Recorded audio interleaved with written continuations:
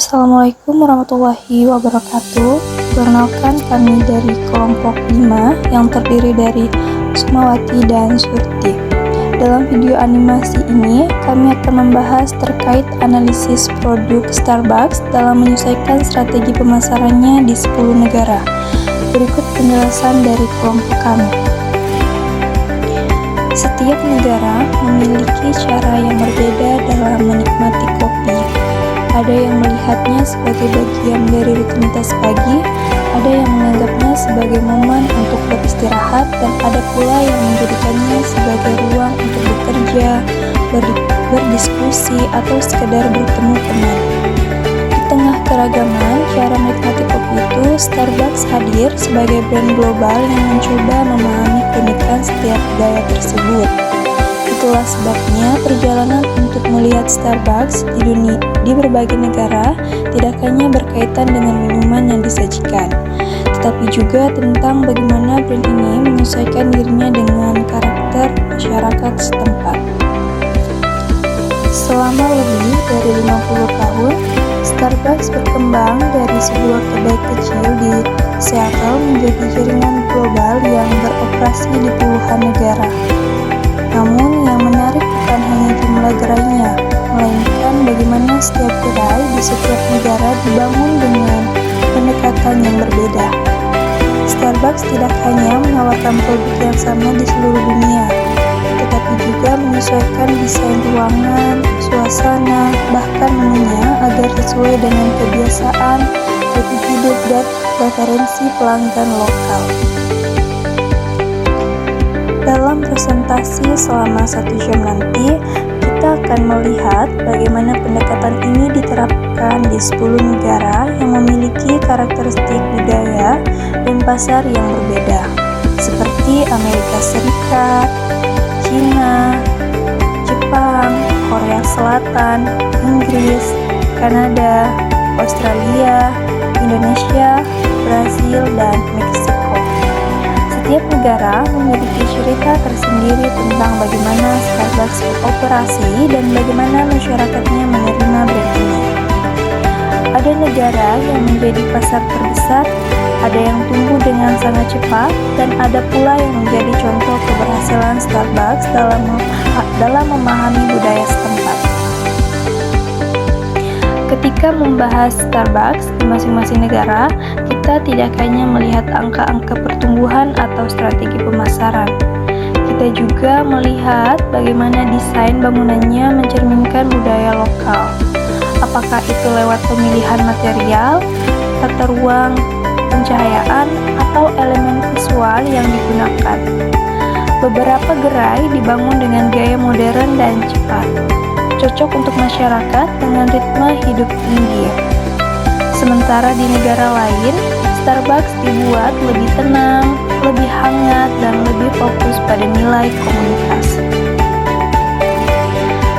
Pendekatan ini membuat Starbucks menjadi studi kasus menarik dalam manajemen pemasaran global.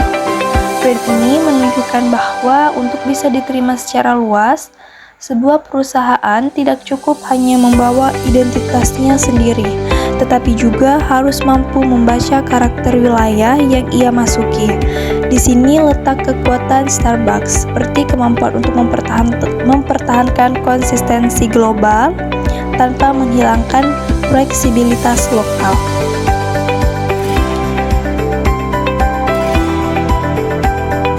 Tujuan kita adalah memberikan konteks bahwa Starbucks bukan sekedar bisnis kopi, tetapi sebuah contoh nyata bagaimana perusahaan global memadukan strategi, budaya, dan pengalaman pelanggan. Dengan memahami fondasi ini, kita bisa lebih mudah melihat dinamika yang terjadi di setiap negara yang akan kita bahas.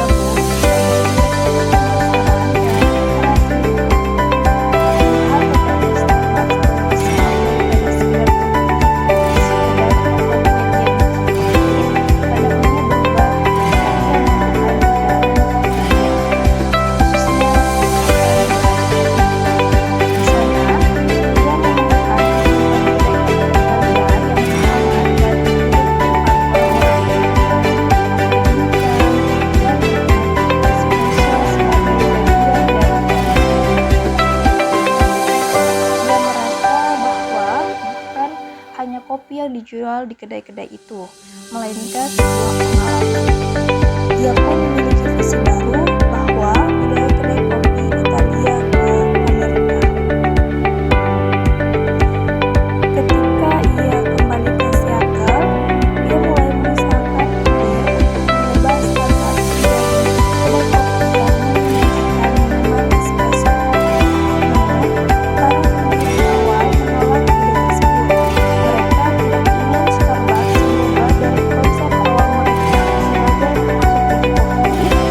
Perbedaan pendapat ini membuat Spark akhirnya memutuskan untuk mendirikan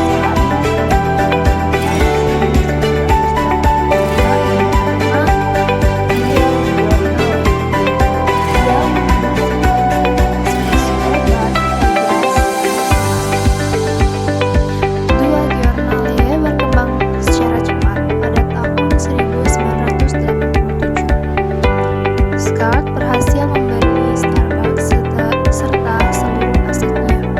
Dari sinilah dimulainya transformasi besar Setelah Scott mengambil alih, Starbucks memasuki era ekspansi yang ketat. Dia mulai membuka gerai-gerai baru, tidak hanya di Seattle, tapi juga di berbagai kota besar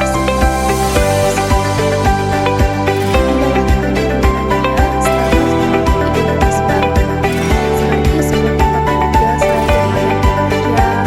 Konsep ini menjadi inti dari strategi pemasaran Starbucks. Kedai kopi bukan lagi sekedar tempat minum, tetapi ruang sosial yang nyaman untuk bekerja, membaca, atau bersantai. Pada awal 1990-an, Starbucks berkembang dengan pesat. Mereka memperkenalkan berbagai minuman termos seperti cappuccino dan fruit luas menu serta konsep layanan pelanggan. Mereka juga mulai membangun budaya perusahaan yang kuat dengan memberikan tunjangan kesehatan pada karyawan tepat waktu, sebuah hal yang jarang terjadi pada industri retail saat itu. Perhatian pada karyawan menjadi faktor penting dalam menjaga hubungan baik dengan pelanggan, karena Starbucks percaya bahwa pelayanan terbaik datang dari karyawan yang merasa dihargai. Memasuki tahun 1996, Starbucks melakukan langkah besar lainnya seperti ekspansi internasional. Gerai pertama di luar Amerika dibuka di Tokyo, Jepang. Pilihan ini bukanlah kebetulan. Jepang dikenal memiliki gaya hidup kuat yang juga apresiasi tinggi terhadap kualitas dan estetika, cocok dengan identitas Starbucks. Gerai pertama di Tokyo menjadi sangat sukses dan membuka pintu bagi ekspansi ke negara-negara lain seperti Singapura, Hong Kong, China, dan Korea Selatan. Pada awal 2000-an, Starbucks telah berubah dari perusahaan kecil menjadi simbol budaya global. Mereka hadir di pusat kota, bandara, kampus, dan berbagai lokasi strategis. Namun, pertumbuhannya yang cepat membawa tantangan. Pada tahun 2008, Starbucks menghadapi krisis finansial global. Penjualan menurun dan ratusan gerai harus ditutup. Howard Scott kembali sebagai CEO untuk menata ulang perusahaan. Ia menghentikan ekspansi ke bisnis sementara waktu dan fokus memperbaiki kualitas operasi. Salah satu langkah simbolisnya adalah menutup semua gerai di Amerika dalam satu hari, melatih kembali barista tentang kopi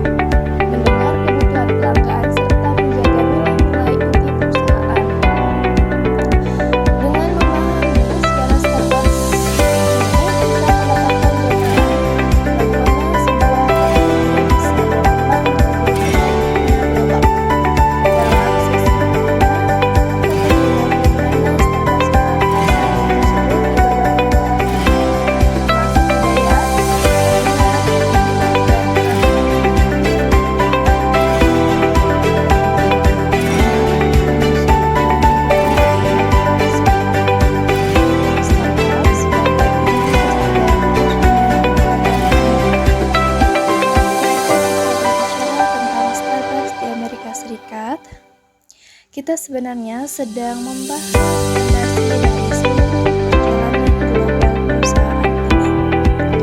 Amerika bukan hanya tempat Starbucks lahir, tapi juga laboratorium utama di mana Starbucks menguji, membangun, dan mematangkan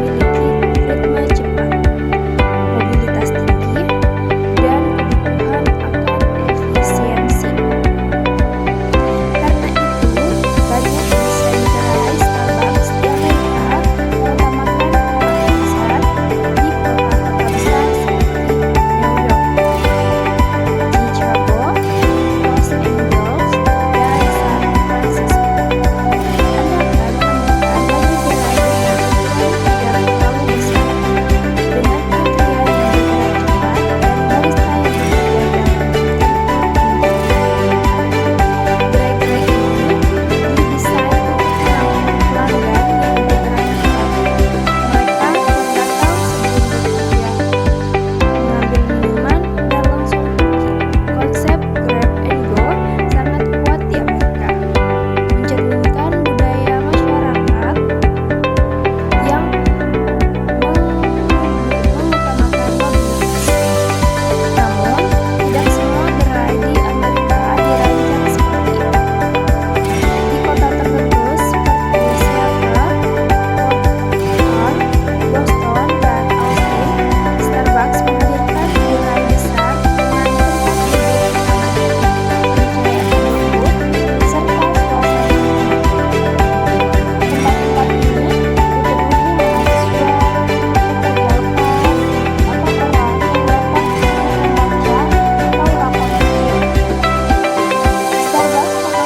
Itulah sebabnya belakangan Starbucks Amerika menginginkan ruang yang tenang dan komunitas.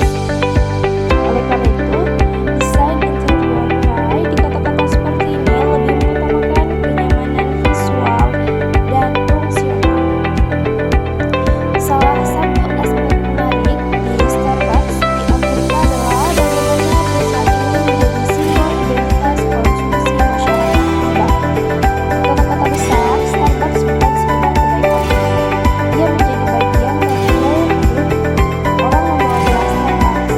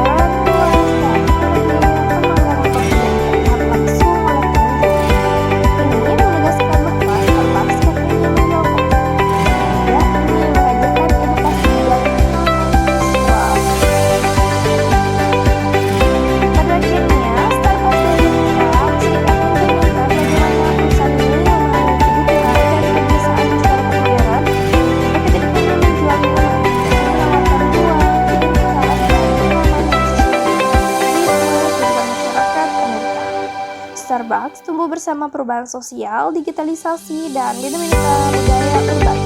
Itulah sebabnya pasar Amerika tetap menjadi inti dari strategi gelombang Starbucks hingga hari ini. Yang kedua, ada negara Cina. Ketika berbicara tentang ekspansi global Starbucks, Cina adalah salah satu pasar yang paling menarik dan menantang.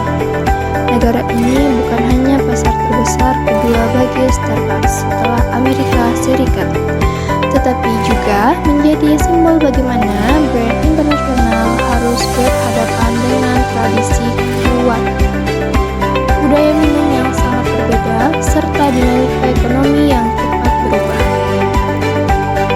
Dalam konteks ini, kehadiran Starbucks di Cina bukan sekedar membuka toko, tetapi membangun pemahaman budaya yang mendalam agar dapat diterima dalam masyarakat yang sejak ribuan tahun memiliki hubungan emosional dengan teh, bukan kopi. Saat Starbucks masuk ke Cina pada tahun 1999, banyak pengamat bisnis memprediksi bahwa brand ini tidak akan bertahan lama. Alasannya sederhana, karena mayoritas masyarakat Cina tidak memiliki kebiasaan mengonsumsi kopi, dan budaya minum teh sangat melekat dalam kehidupan sehari-hari. Tetapi, justru disinilah titik kejelian Starbucks. Mereka tidak memaksakan konsumsi kopi secara langsung. Starbucks memasuki pasar Cina dengan pendekatan bertahap. Pembangunan pengalaman terlebih dahulu, kemudian memperkenalkan kopi sebagai bagian dari gaya hidup modern. Salah satu strategi paling menonjol adalah desain bangunannya. Starbucks di Cina hampir selalu menampilkan elemen arsitektur lokal, seperti penggunaan kayu gelap, pola tradisional, serta tata ruang yang menggabungkan sentuhan modern dengan kenyamanan ala rumah teh. Di beberapa kota, Starbucks bahkan membangun gerai dengan arsitektur yang sepenuhnya terinspirasi dari budaya Cina, seperti Starbucks Chengdu Taiko yang menggunakan gaya rumah courtyard tradisional. Pendekatan ini menciptakan rasa familiar bagi konsumen setempat, sehingga Starbucks tidak terasa seperti produk asing, tetapi hadir sebagai bagian dari ruang sosial yang sudah mereka kenal. Dalam perilaku konsumennya, masyarakat Cina telah memiliki kebiasaan berkumpul dalam kelompok. Mereka lebih suka minum dalam suasana bersama teman, keluarga, atau rekan kerja, bukan sendirian. Oleh karena itu, kursi panjang, meja besar, dan ruang komunal menjadi bagian penting dari desain gerai Starbucks di Cina. Pengunjung di negara ini juga cenderung menghabiskan waktu lebih lama, menjadikan Starbucks sebagai tempat berbincang, berbagai kerja kelompok, atau sekedar bersantai. Dalam beberapa kota besar seperti Shanghai dan Beijing, keberadaan Starbucks menciptakan pola baru, coffee house, sebagai ruang aspiratif tempat orang mengasosiasikan dirinya dengan gaya hidup modern dan kelas menengah yang berkembang pesat. Dari sisi menu, adaptasi lokal juga terlihat sangat jelas. Starbucks memperkenalkan varian yang lebih dekat dengan budaya teh, seperti matcha latte, oolong teh latte, black tea lattes, hingga minuman dengan bahan kasasia seperti red bean atau chestnut. Langkah ini penting karena rasa-rasa tersebut sudah sangat akrab dengan lidah masyarakat Cina. Selain itu, masyarakat di negara ini cenderung menyukai minuman yang lembut, creamy, dan tidak terlalu pahit. Sehingga Starbucks mengatur ulang penggunaan espresso, tingkat manis, dan variasi susu untuk memenuhi preferensi tersebut. Perlu dicatat bahwa Cina adalah salah satu negara paling maju dalam penggunaan teknologi dalam konsumsi retail. Di sini, Starbucks memperkuat layanan mobil order, pembayaran digital melalui WeChat dan Alipay, serta layanan antar bekerja bersama dengan Element. Layanan-layanan ini bukan sekedar fitur tambahan, tetapi kebutuhan penting karena masyarakat Cina terbiasa transaksi sehari-hari. Starbucks bahkan mencoba membuka reservoir roastery terbesar di dunia di Shanghai sebagai simbol bahwa mereka tidak hanya hadir untuk menjual kopi, tetapi untuk memperkenalkan pengalaman premium yang mampu menarik kelas menengah hingga kelas atas. Pertumbuhan Starbucks di China juga dipengaruhi oleh dinamika sosial dengan ekonomi. Kelas menengah yang semakin besar menciptakan kelompok konsumen baru yang memiliki daya beli tinggi dan ambisi gaya hidup modern. Dalam konteks ini, Starbucks menjadi simbol aspiratif sebuah tempat yang mencerminkan status, selera global, dan gaya hidup urban yang sedang berkembang. Inilah alasan mengapa toko-toko Starbucks itu satu lokasi yang penuh oleh kaum profesional muda dan mahasiswa. Secara keseluruhan, keberhasilan Starbucks di China adalah dari kombinasi pemahaman budaya, adaptasi visual dan menu, serta integrasi teknologi. Mereka tidak datang ke China dengan membawa konsep yang sama dengan Amerika, tapi membawa pengalaman yang nyata dengan kerjasama. Dan hari ini, China menjadi salah satu pasar paling strategis bagi Starbucks. Bukan hanya karena jumlah konsumennya yang besar, tetapi karena negara ini menjadi laboratorium inovasi bagi berbagai strategi baru yang nantinya dapat diterapkan ke negara lain. Negara ketiga itu ada Jepang. Ketika Starbucks memasuki Jepang pada tahun 1996, mereka memasuki salah satu pasar konsumsi paling disiplin, berbudaya tinggi, dan sangat sensitif terhadap the time. Jepang bukan hanya negara pertama di Asia yang menjadi lokasi ekspansi Starbucks, tetapi juga pasar yang membentuk standar estetika dan pelayanan yang kemudian dipelajari Starbucks untuk diterapkan di negara lain. Budaya Jepang memiliki hubungan panjang dengan teh, terutama matcha dan teh hijau, sehingga kehadiran coffee house modern membawa kombinasi unik antara tradisi dan modernitas. Desain bangunan Starbucks di Jepang sangat mencerminkan prinsip minimalisme dan harmoni. Banyak gerainya menggunakan kayu natural, pencahayaan lembut, dan interior yang rapi tanpa ornamen berlebihan. Pendekatan ini terinspirasi dari filosofi wabi-sabi, yaitu keindahan dalam kesederhanaan. Bahkan beberapa gerai menjadikan ikon global seperti Starbucks di Kyoto, Ninenzaka. Gerai yang dibangun di rumah tradisional berusia lebih dari 100 tahun dengan lantai tatami. Keberadaan gerai ini membuktikan bahwa Starbucks tidak datang untuk mengganti budaya lokal, tetapi merangkulnya dengan elegan. Perilaku konsumen Jepang terkenal dengan kedisiplinan dan kecintaan pada ketenangan. Mereka menghargai ruang yang bersih, teratur, dan tidak bising. Karena itu, Starbucks di Jepang menyediakan seat layout yang memberikan jarak antara meja lebih longgar dibandingkan negara lain. Banyak pengunjung datang sendirian untuk belajar, membaca, atau bekerja, dan mereka cenderung menjaga volume suara. Starbucks memanfaatkan hal ini dengan menciptakan ruang kerja tenaga, bahkan beberapa gerai menyediakan studi seats dengan colokan dan lampu pribadi. Dari sisi menu, Jepang adalah salah satu pasar paling inovatif. Starbucks merilis varian musiman yang sangat ditunggu, seperti Sakura Latte yang menjadi tradisi setiap musim semi. Selain itu, penggunaan matcha, hojicha, kacang merah, dan yuzu sangat dominan, memiliki desain rasa yang amat sesuai dengan lidah orang Jepang.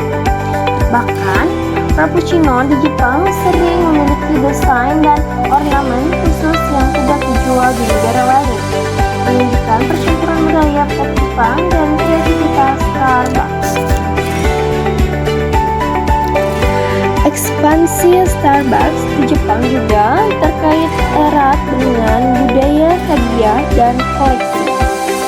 Tumbler dan Merchandise tematik menjadi fenomena besar, terutama edisi kota seperti Tokyo, Osaka, dan Fukuoka.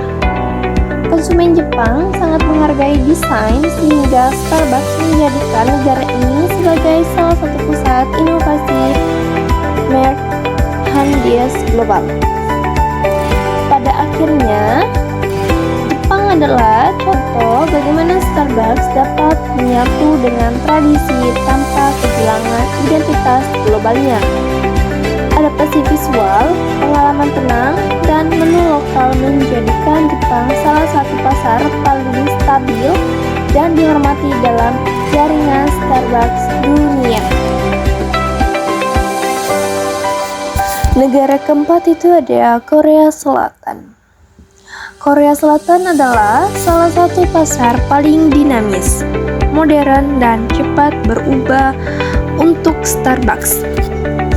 Masuk pada tahun 1999, Starbucks hadir di tengah perubahan sosial besar ketika masyarakat Korea mulai beralih dari budaya tradisional menuju gaya hidup urban yang modern. Kehadiran Starbucks menjadi simbol aspiratif bagi anak muda Korea yang melihat coffee house sebagai tempat berkumpul, bekerja, dan menunjukkan identitas diri. Gerai Starbucks di Korea Selatan memiliki tampilan modern dengan sentuhan teknologi tinggi. Banyak gerai berukuran besar dengan 2 lantai, jendela besar, dan area duduk yang luas. Beberapa gerai bahkan dirancang dengan konsep premium seperti Starbucks Reserve dan Starbucks yang mengambil desain bangunan tradisional Hanok, terutama di kota-kota seperti Seoul dan Gyeongju. Bangunan Starbucks menampilkan harmonisasi antara kayu, atap lengkung, dan suasana hangat, menjadikannya salah satu gerai paling fotogenetik di dunia. Kebiasaan konsumen Korea yang gemar berkumpul dan menghabiskan waktu lama di kafe membuat Starbucks menjadi ruang sosial yang sangat penting. Di Korea, kafe bukan hanya tempat minum kopi, tetapi juga tempat hangout budaya, di mana masyarakat terutama anak muda dan pekerja kantoran menghabiskan waktu sambil menggunakan laptop atau berdiskusi kelompok. Karena itu, Starbucks menyediakan banyak colokan listrik, wifi cepat, dan tempat duduk yang nyaman. Dari sisi menu, Korea Selatan adalah salah satu pasar paling kreatif selain Jepang. Mereka terkenal dengan minuman manis, creamy, dan berpenampilan menarik. Varian seperti strawberry latte, sweet potato macchiato, dan minuman yagwa. Kue tradisional Korea menjadi bukti adaptasi lokal yang kuat. Bahkan makanan khas Korea seperti honey butter bread pernah masuk sebagai item populer. Teknologi memainkan peran penting dalam kesuksesan Starbucks Korea. Mereka adalah salah satu negara pertama yang menawarkan mobil order secara luas, bahkan jauh sebelum negara barat mengadopsinya. Fitur seperti Silence Order memungkinkan pelanggan memesan dan mengambil minuman tanpa antri, sesuai yang sangat dihargai di negara dengan ritme hidup cepat. Starbucks di Korea tidak sekedar menjual minuman, tetapi menjadi bagian dari gaya hidup modern masyarakat Korea, mewakili status sosial, estetika, dan kenyamanan urban yang sangat dihargai. Negara selanjutnya itu ada Inggris. Ketika Starbucks masuk ke Inggris pada tahun 1998, mereka masuk ke negara yang sudah memiliki tradisi minum teh selama ratusan tahun. Namun, masyarakat Inggris perlahan mulai membuka diri pada budaya kafe modern, terutama di kota-kota besar seperti London, Manchester, dan Birmingham. Starbucks menjadi bagian dari transformasi gaya hidup urban Inggris dengan menawarkan ruang santai yang berbeda dari pub and rumah teh tradisional. Dari sisi bangunan, Starbucks di Inggris cenderung memiliki elemen rustik, industrial, dan modern klasik. Banyak gerai menampilkan batu bata ekspos, lampu gantung logam, serta perpaduan sofa kulit dengan meja kayu. Desain ini disesuaikan dengan karakter arsitektur klasik Inggris yang dominan. Beberapa gerai di London bahkan ditempatkan di gedung-gedung historis yang dilestarikan, sehingga Starbucks menyatu dengan estetika klasik tanpa mengubah struktur asli bangunan. Kebiasaan masyarakat Inggris yang terbiasa minum sambil duduk lama membuat Starbucks menawarkan suasana santai yang cocok untuk bekerja dan membaca. Banyak mahasiswa dan pekerja freelance menggunakan Starbucks sebagai alternatif perpustakaan. Bahkan beberapa gerai menyediakan ruang untuk fokus. Menu Starbucks di Inggris menunjukkan adaptasi yang cukup halus. Selain cappuccino dan latte yang menjadi favorit, mereka menambahkan berbagai varian minuman teh seperti English breakfast, teh latte, dan chai tea latte. Pastry khas Eropa seperti croissant, scone, dan banana loaf juga menjadi menu penting karena sangat sesuai dengan kebiasaan sarapan masyarakat Inggris. Lingkungan bisnis di Inggris juga mendorong Starbucks untuk meningkatkan transparansi setelah mendapat kritik mengenai perpajakan pada awal 2010-an. Starbucks meningkatkan upaya tanggung jawab sosial dan kampanye keberlanjutan. Hal ini membantu menciptakan kembali citra positif perusahaan di mata publik. Secara keseluruhan, Starbucks berkembang di Inggris dengan pendekatan yang menghormati budaya tradisional teh, namun tetap menawarkan gaya coffee house Amerika. Hasilnya, Inggris menjadi salah satu pasar Eropa paling stabil bagi Starbucks.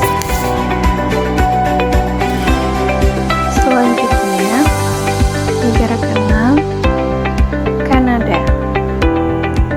Kanada adalah salah satu pasar paling alami bagi Starbucks karena memiliki banyak kesamaan budaya dengan Amerika Serikat.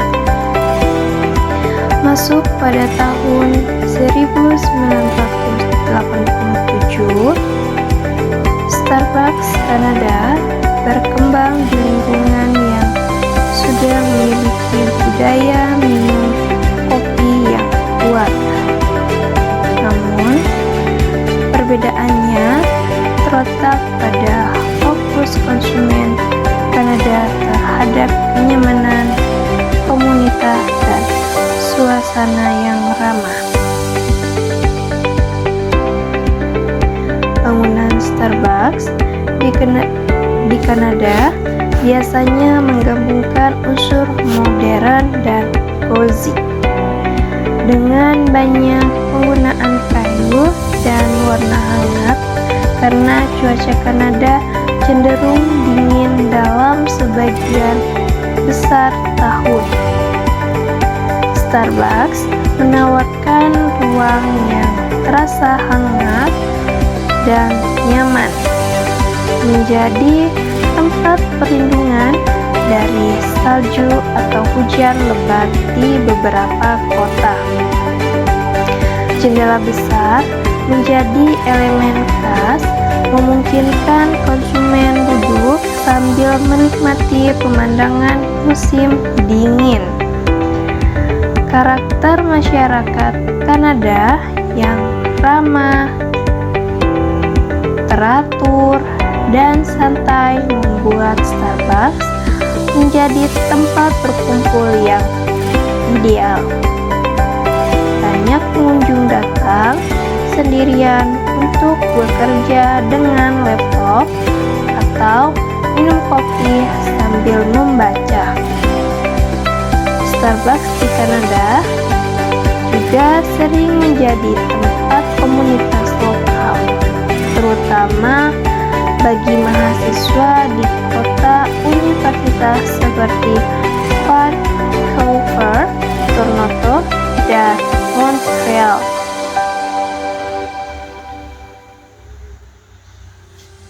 Di sisi menu, Kanada memiliki kebiasaan unik dalam minuman manis. Maple sering menjadi inspirasi menu musiman seperti maple macchiato. Selain itu, varian coklat panas menjadi sangat populer karena cocok dengan cuaca dingin. Starbucks juga menyediakan beberapa pilihan pastry yang disesuaikan dengan preferensi Kanada, seperti butter tart dan banana coklat chip loaf.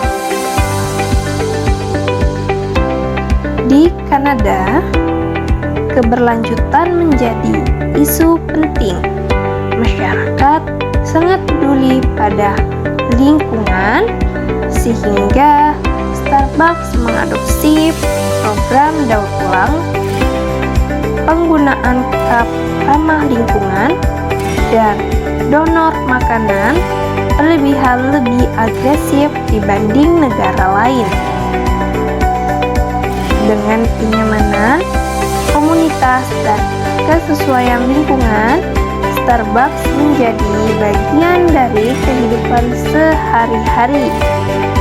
Masyarakat Kanada bahkan lebih stabil daripada pasar Eropa. Selanjutnya, negara ketujuh yaitu Australia. Australia adalah salah satu pasar paling unik dan menantang dalam sejarah Starbucks. Masuk pada tahun 2000, Starbucks menghadapi masyarakat yang sudah memiliki budaya kopi yang sangat kuat.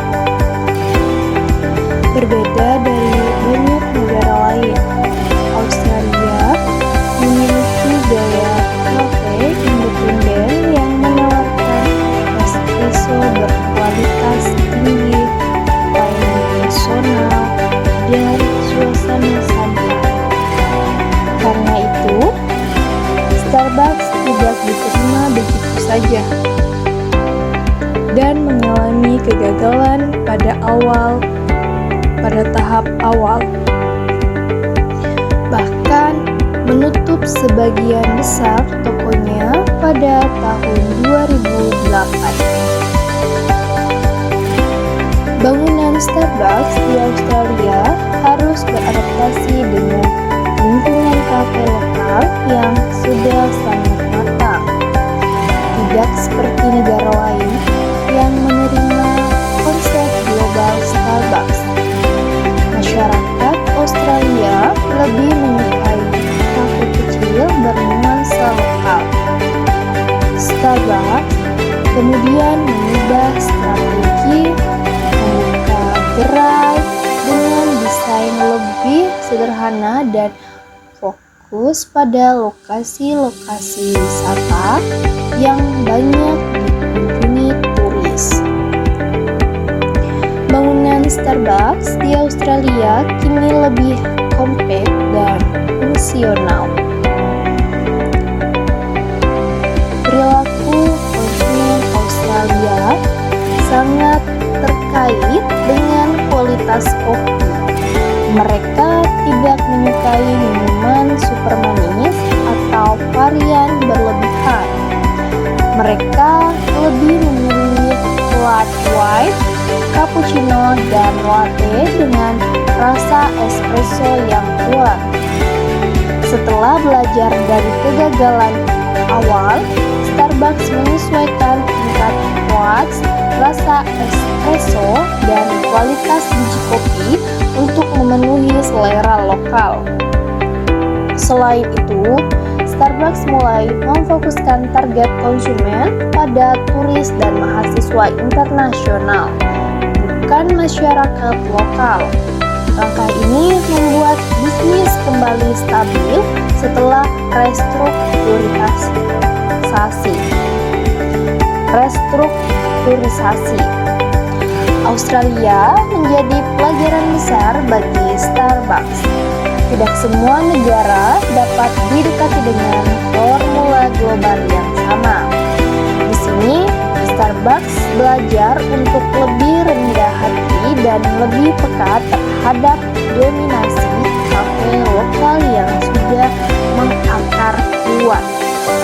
Selanjutnya, negara ke-7 itu ada Indonesia. Ketika Starbucks membuka gerai pertamanya di Plaza Indonesia pada tahun 2002, mereka masuk ke pasar yang unik. Indonesia adalah negara keempat kopi sekaligus penghasil kopi besar di dunia. Namun mayoritas konsumsi lokal masih berada pada kopi tradisional seperti kopi tubruk, kopi susu kental manis, dan kopi robusta sederhana. Industri kedai kopi modern belum sebesar sekarang. Starbucks melihat peluang besar urbanisasi cepat, bertemunya kelas menengah, dan munculnya gaya digital yang sangat kuat di kota besar seperti Jakarta, Bandung, Surabaya, dan Makassar. Konsep drive-thru, ruang nyaman, ber-AC, wifi, varian rumah internasional langsung sesuai dengan generasi muda urban yang mulai menjadi pilihan makanan baru selain warung kopi tradisional. Selanjutnya, negara ke-9 itu ada Brazil. Jika kita berbicara tentang Brazil, kita berbicara tentang tanah yang hampir identik dengan selama lebih dari 150 tahun. Brazil menjadi produsen kopi terbesar di dunia. Dan biji kopi telah menjadi bagian dari denyut sosial, budaya, serta ekonomi di negeri ini. Namun, ketika Starbucks memasuki pasar Brazil pada tahun 2006, mereka tidak memasuki ruang kosong. Mereka memasuki negara yang tidak hanya meminum kopi, tetapi juga hidup bersama kopi. Dengan tradisi yang sangat kuat dan gaya konsumsi yang sudah mengakar jauh sebelum kedai kopi modern menjadi tren global. Langkah Starbucks memasuki Brazil bukan sekedar ekspansi bisnis. Ini adalah eksperimen besar tentang bagaimana sebuah brand global harus bernegosiasi dengan negara yang menganggap kopi sebagai simbol kebanggaan nasional. Pada awal kehadirannya, Starbucks tahu bahwa mereka tidak bisa menawarkan kopi dengan konsep yang sama seperti di Amerika atau di Eropa.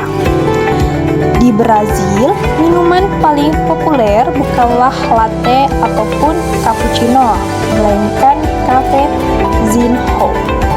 Kopi hitam kecil, cup, panas, dan sangat manis. Cafezinho disajikan di rumah, kantor, pasar, bahkan toko pakaian. Ia tidak memerlukan suasana khusus, cukup sebuah mug kecil dan gula yang banyak. Harganya pun sangat murah. Jadi, ketika Starbucks datang dengan ukuran minuman besar, suasana modern, dan harga premium, banyak orang meragukan apakah brand ini bisa diterima oleh masyarakat Brazil. Untuk hal itu, hal pertama yang Starbucks lakukan adalah membangun pemahaman menyeluruh tentang konsumen Brazil. Mereka menggandeng perusahaan besar, Southbrook, untuk riset yang sangat mendalam. Preferensi rasa, kebiasaan minuman harian, gaya berkumpul, nilai budaya, hingga faktor psikologis dalam memilih kopi. Riset inilah yang menjadi fondasi adaptasi besar yang dilakukan Starbucks. Secara visual, adaptasi ini terlihat dari desain gerai. Starbucks di Brazil banyak menggunakan elemen kayu gelap, motif biji kopi lokal, peta wilayah penghasil kopi seperti Minas Gerais, Espírito Santo, São Paulo, hingga Bahia. Warna hangat seperti coklat dan hijau dipilih untuk menciptakan kesan dekat dengan alam Brazil. Negara dengan identitas agraris yang kuat. Beberapa gerai bahkan menggunakan dinding dekoratif yang menampilkan cerita petani kopi Brazil, teknik pemetikan ceri, hingga proses pengeringan kopi secara tradisional. Menu pun mengalami modifikasi besar. Starbucks memahami bahwa orang Brazil menyukai kopi dengan rasa lebih bold, aroma kuat, dan tingkat manis yang lebih tinggi. Oleh karena itu, varian seperti mocha, caramel macchiato, dan coklat beverages menjadi andalan. Minuman icy coffee juga sangat populer karena iklim Brazil yang hangat. Sepanjang tahun, Starbucks memperbanyak varian minuman dingin seperti frappuccino, iced latte, dan cold brew dengan sentuhan lokal.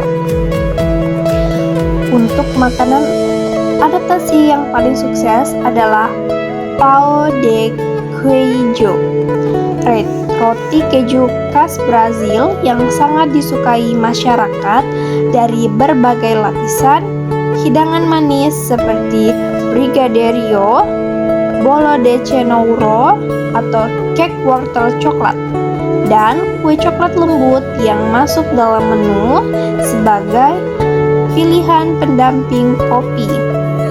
Dengan cara ini, Starbucks membuat pengunjung merasa bahwa mereka mendapat pengalaman global tanpa harus kehilangan cita rasa lokal yang sudah mereka cintai sejak lama.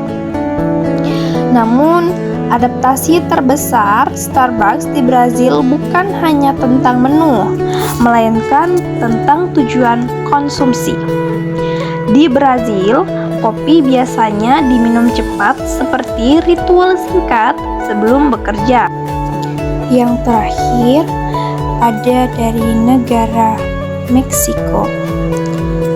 Meksiko adalah salah satu pasar Amerika Latin paling kuat bagi Starbucks sejak masuk pada tahun 2002. Di negara ini, konsumsi kopi memiliki akar relevan, tetapi kebiasaan minumnya lebih sederhana. Seringkali kopi hitam atau kopi dengan gula. Starbucks mengisi ruang kosong dengan menawarkan pengalaman kafe modern yang kemudian menjadi simbol gaya hidup urban, terutama bagi kelas menengah ke atas.